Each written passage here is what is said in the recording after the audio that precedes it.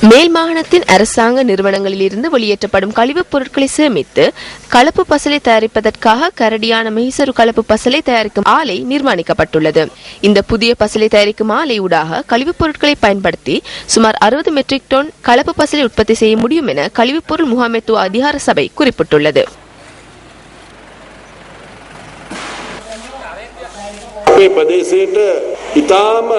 கழிவுப் பொருட்கள் இந்த பகுதியில் எமக்கு அசௌகரிய நிலையை ஏற்படுத்தியுள்ளது. கலப்பு பசலை தயாரிப்பினால் எமக்கு ஓரளவான நிவாரணம் கிடைத்துள்ளது. எமக்கு இங்கு கிடைக்கப்பெறும் கழிவுப் பொருட்களின் அளவை கருத்தில் கொண்டால் இந்த இடைவெளியை நிரப்புவது கடினமாகும். ஏனெனில் இந்த ஆலையை நேர்த்தியற்ற முறையில் கழிவுப் பொருட்கள் கொண்டு வரப்படுகின்றன. நான் தவறாக கூறவில்லை எனில் 12,000 மெட்ரிக் டன் கழிவுப் பொருட்கள் கொண்டு வரப்படுகின்றன. துர்நாற்றம் வீசுவதனை எம்மால் தடுக்க முடியாது. இது முறையான திட்டமில்லாமல் ஆரம்பிக்கப்பட்டுள்ளது.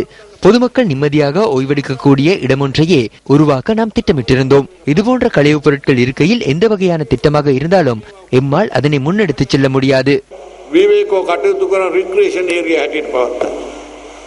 මේක මොන ක්‍රමයෙන් කරත් මේක තියෙද්දී කටයුතු කරන්න පුළුවන් කමක් අපිට නැහැ.